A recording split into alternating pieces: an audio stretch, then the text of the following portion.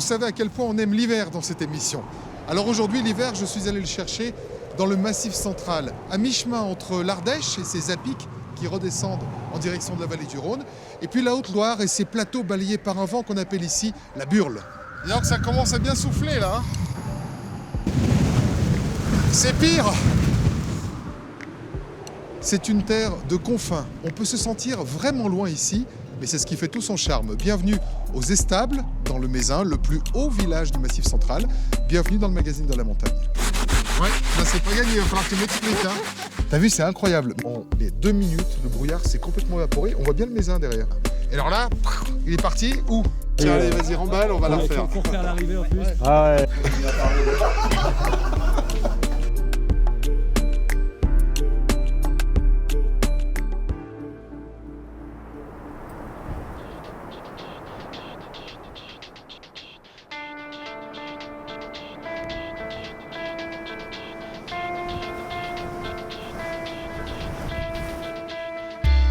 Situé sur la bordure orientale du Massif central, le plateau du Mézin culmine à 1753 mètres, à cheval sur les départements de la Haute-Loire et de l'Ardèche.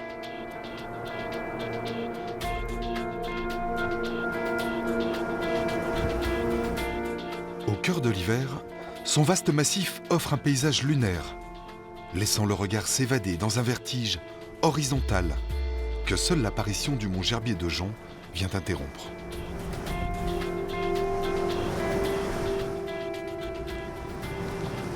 Ce plateau est l'espace d'infinie solitude, balayé par les vents. C'est le pays de tous les extrêmes, avec des hivers parfois très rudes, quand la neige façonnée par les tempêtes emmure le paysage pendant plusieurs jours. Ça fait pleurer les yeux là. Ah ouais. D'ailleurs, je vois rien.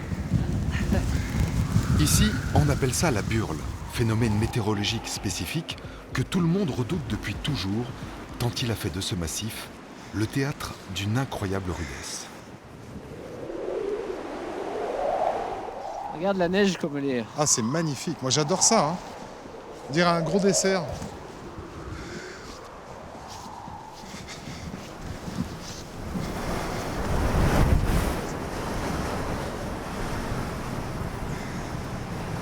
C'est impressionnant hein, la quantité de neige qu'il peut y avoir derrière cette haie.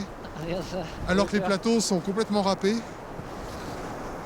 Hop. En fait, ça peut devenir difficile de progresser dans certains endroits hein, avec la burle. Ah ben. Ah oui, il y a des différences de...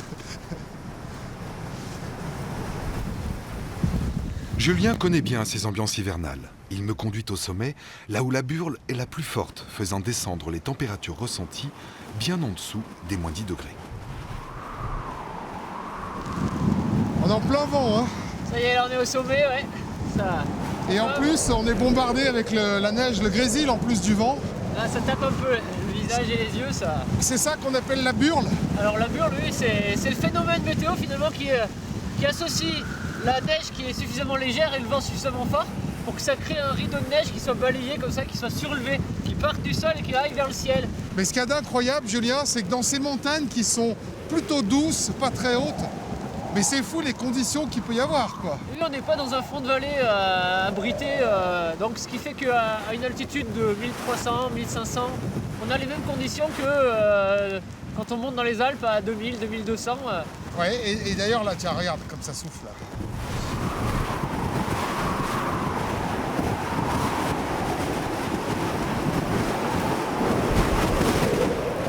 C'est absolument sublime.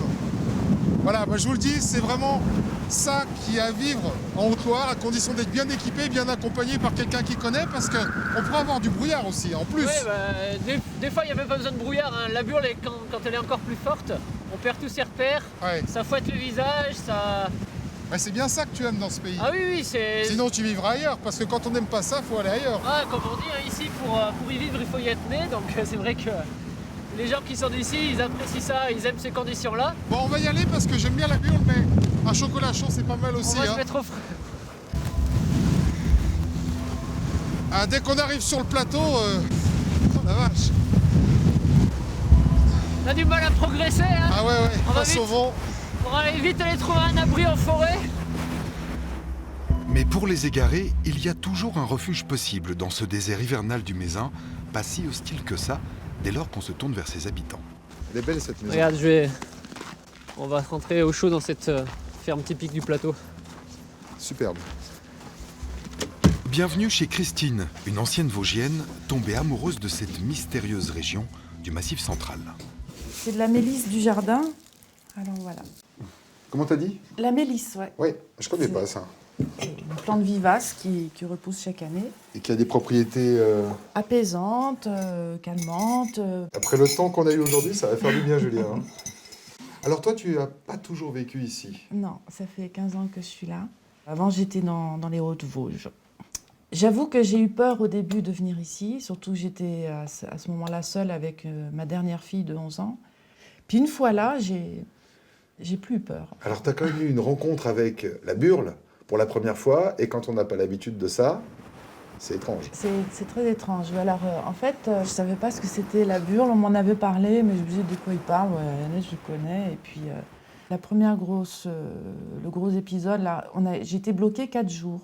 Ah, quand même? Ouais. 4 jours d'affilée, et je ne comprenais pas pourquoi j'étais bloquée. Et puis après, on ne se rend plus compte avec le vent, la hauteur de Congères.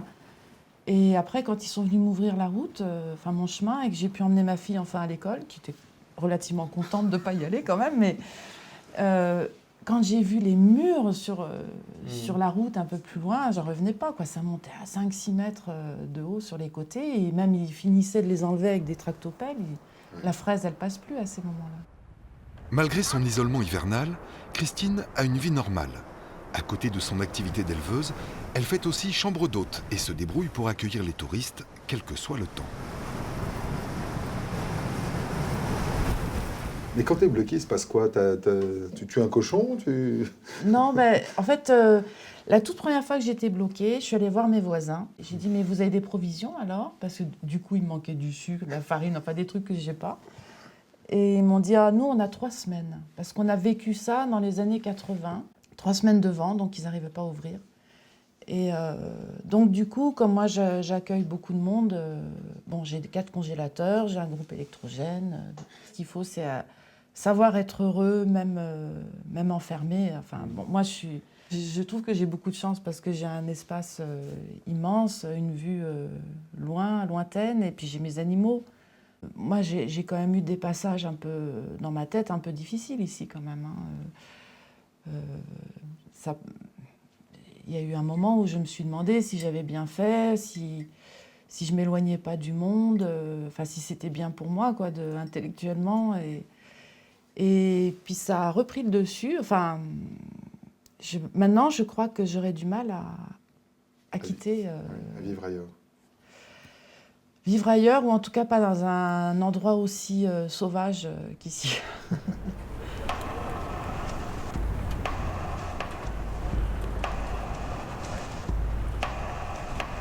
Univers sauvage et changeant, réservant aux plus patients la surprise des reliefs qui se révèlent enfin grâce au vent. Les paysages apparaissent délicatement comme sur le papier d'une photographie. La montagne se découvre, offrant ses apics ou ses gros bonnets pierreux. Le plateau nous laisse enfin entrevoir ses rondeurs. Le vertige redevient vertical. T'as vu, c'est incroyable. En 2 minutes, le brouillard s'est complètement évaporé. On voit bien le Mézin derrière. Ah la météo change très très vite, et voilà, là maintenant on peut profiter de ces beaux paysages. Lorsque le miracle a lieu, le plateau s'ouvre généreusement sur le panorama d'une vingtaine de départements, offrant par temps clair le spectacle de la chaîne complète des Alpes à l'est, puis celui du Cantal et du Sancy à l'ouest.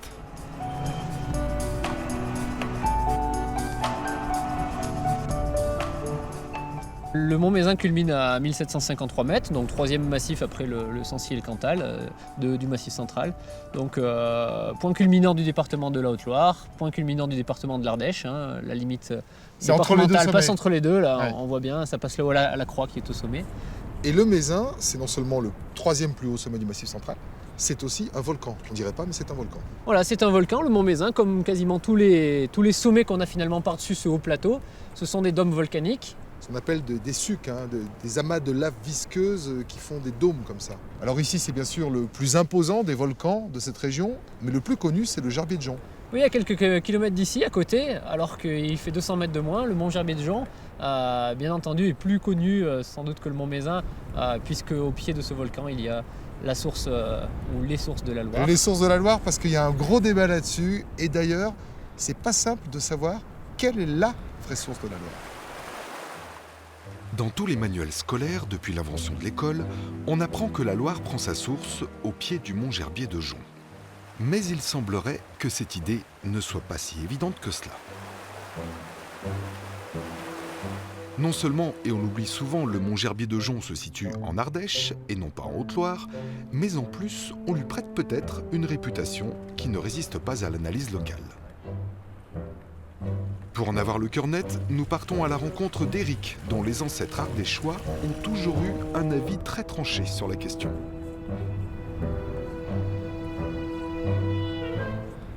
Je dirais qu'il n'y a pas différentes personnes qui peuvent revendiquer la source de la Loire. Il y a ma très bonne amie, Madame Régine Boucher, qui n'est pas très loin d'ici, qui a la source véritable. Nous avons depuis très longtemps déjà la source authentique. Il n'y a aucune différence, elles sont vraies toutes les deux, mais elles contribuent chacune à former le départ de la Loire.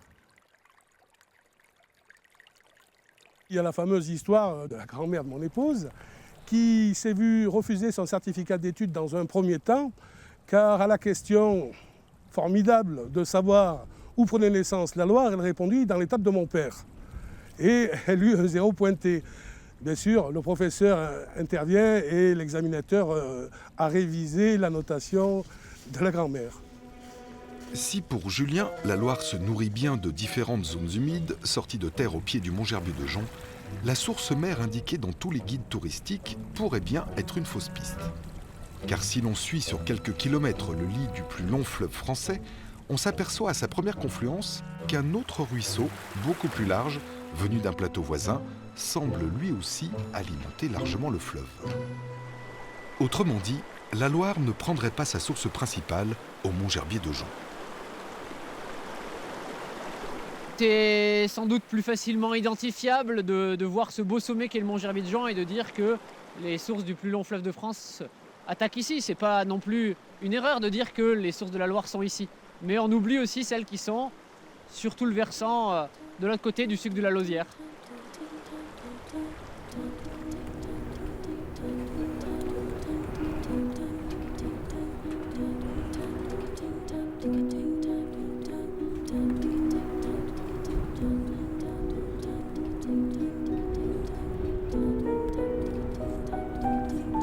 L'Ardèche apporte au Mézin son identité hivernale, son souffle permanent comme ici, à Saint-Clément, où le vent est une valeur sûre, au point que ses habitants le portent en étendard, en puissance positive, comme la marque d'un caractère. Un univers mis en scène dans l'école du vent, où l'on apprend tout simplement à vivre avec.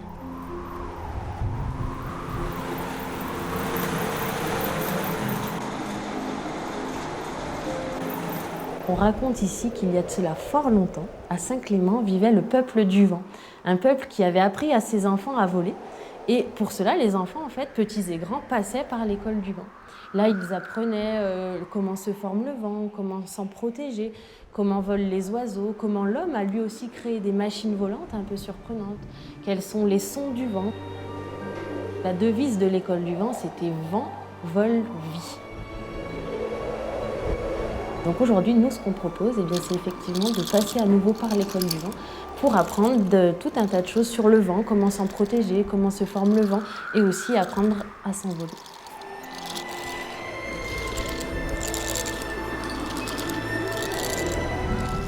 On est dans un esprit très interactif où en fait on est acteur de sa propre visite et on a tout un ensemble de maquettes, alors comme un simulateur de vol, un aigle à pédale, des maquettes pour recréer des congères, etc., qui permettent en fait de se familiariser avec le vent.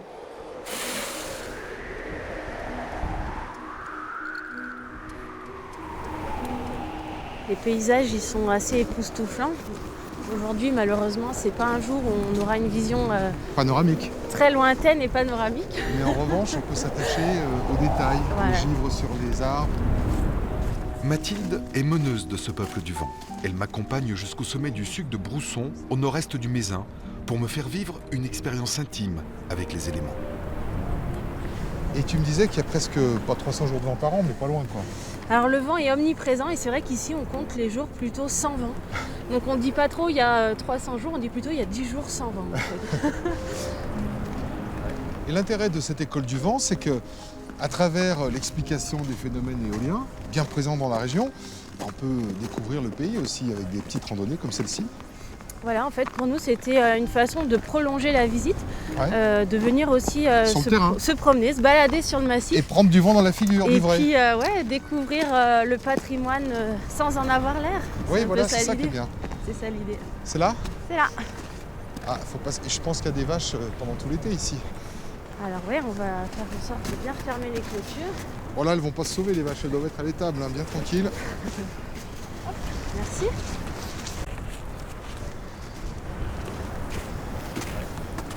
On va arriver au sommet là. Alors là, on va arriver au sommet. Quelque chose de puissant nous attend. Déjà, ça souffle beaucoup plus ici. T'as vu l'arbre? Complètement torturé. Il est beau. Ah, il est magnifique. Il est très beau. Notre virée au pays du peuple du vent allait enfin aboutir devant une bien étrange machine. Alors, comment ça marche? Ah bah, je te propose de découvrir en grattant aujourd'hui.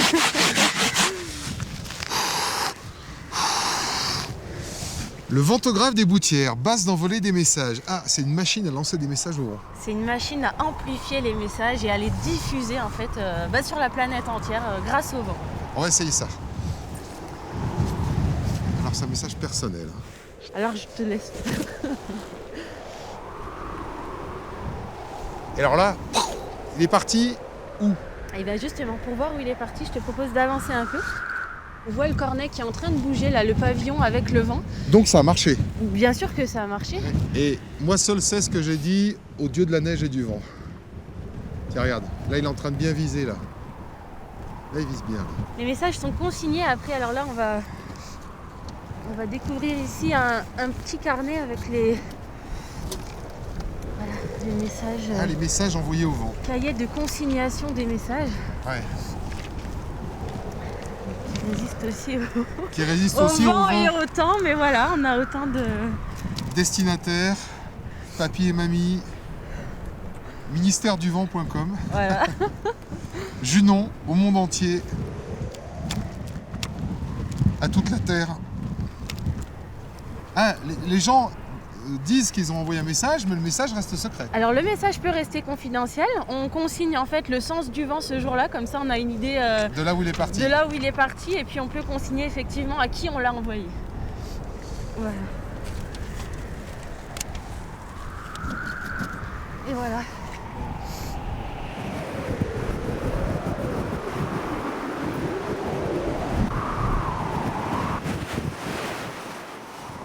Mais le vent d'Ardèche n'est pas toujours porteur de bonnes nouvelles. Aux confins du Mézin, la Burle se fait parfois même l'écho de terrifiantes histoires. Au cœur de cette lande blanche, dans des brouillards à couper au couteau, se trouve l'auberge de Perbeil, jadis fréquentée par des voyageurs et colporteurs traversant le plateau à pied.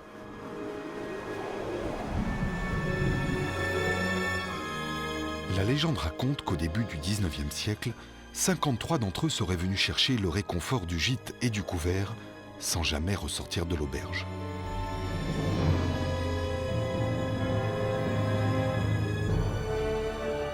Une fois au chaud, les plus argentés étaient détroussés par les propriétaires de l'établissement, puis assassinés par Rochette, le valet des aubergistes.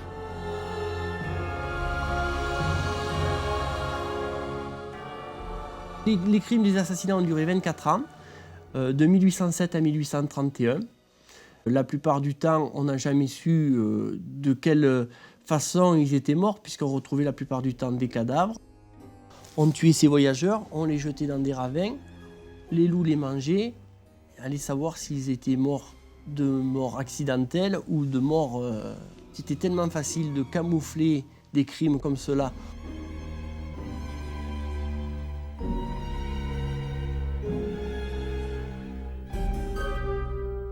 Mais un soir, alors qu'un mendiant demande à être accueilli, on lui refuse l'accès à l'auberge. Le froid conduit néanmoins le pauvre homme à se cacher dans la grange pour passer la nuit, quand d'étranges bruits le sortent de son sommeil. Lorsqu'il comprend ce qu'il se passe, le vagabond se précipite chez les gendarmes. Et très vite, le couple d'aubergistes ainsi que le valet sont arrêtés. C'est alors le début d'un procès historique. De nombreux témoins défilent à la barre et conduisent les époux Martin et leurs domestiques à l'échafaud. Il faut savoir qu'à l'époque, les gens de Privas sont venus à pied, se sont déplacés jusqu'à l'auberge, alors qu'il y avait presque un jour de marche, pour venir voir cette exécution. Et ensuite, après leur exécution, on a fait la fête, on a dansé autour de Père-Beil, comme si c'était une espèce de délivrance, comme si on s'était débarrassé des maudits. Heureusement pour moi, les maudits de Père-Beil ne hantent plus les promeneurs égarés dans la Burle, et l'Ardèche est redevenue bienveillante avec ses visiteurs.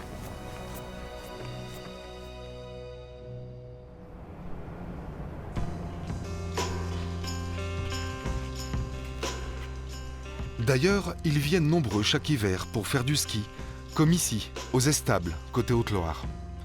Ce village d'irréductibles, que la rudesse de l'hiver a bien failli dépeupler plusieurs fois dans son histoire, est aujourd'hui le poumon du massif du Mézin. Et c'est aussi la seule station de Haute-Loire. Une activité fragile portée par quelques-uns, dont Yves, le responsable du domaine. Il y a beaucoup d'élevage. Ouais. Les gens faisaient de l'élevage. Ouais.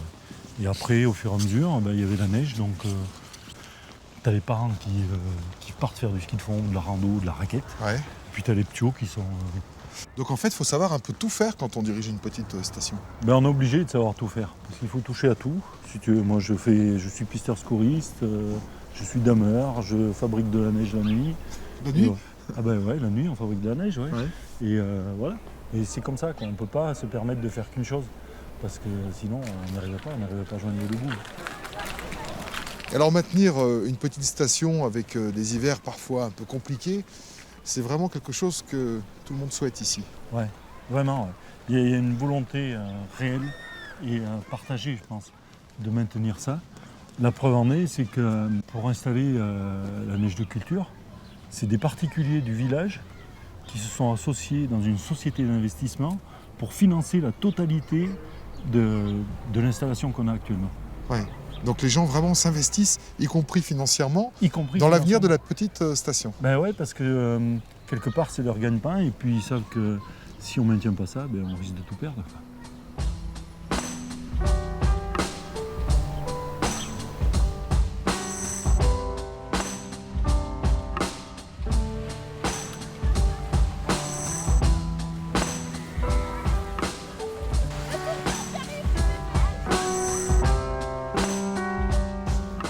Il y a une terrasse qui nous tend les bras là, On va boire un petit café. volontiers.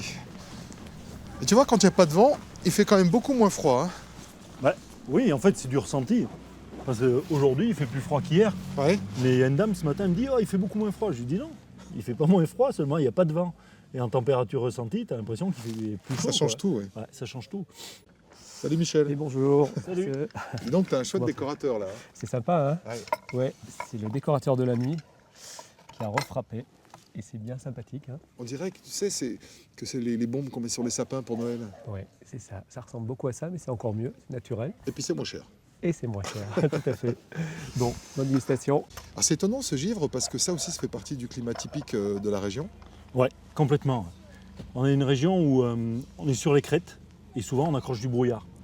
Et quand il y a du brouillard, forcément, et du froid, ça fait du givre. Ouais. Et du coup, ça fait des décors assez Des sympas. décorations absolument sublimes. Mais pour l'exploitant des remontées mécaniques, ça peut être un peu compliqué à gérer le givre. Oula, oui, c'est très compliqué. Disons qu'on arrive des fois à des quantités de givre assez impressionnantes sur les crêtes. Moi, j'ai pour mémoire un câble de téléski qui fait 12 mm.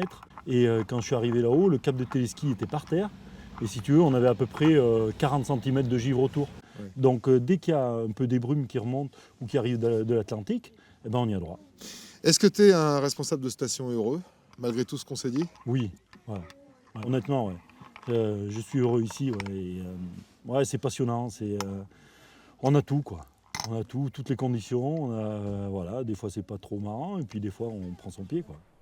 Merci à toi Yves. En tout cas, c'est un pays qui mérite vraiment d'être connu. Cette émission est terminée. On se retrouve dimanche prochain à la même heure. D'ici là, on peut évidemment discuter comme d'habitude sur les réseaux sociaux. Je vous souhaite à tous une excellente semaine. Tu crois que ça va se lever? Ça va se dégager, ça va se dégager. Ça se dégage toujours. Ouais. C'est bon? Wow!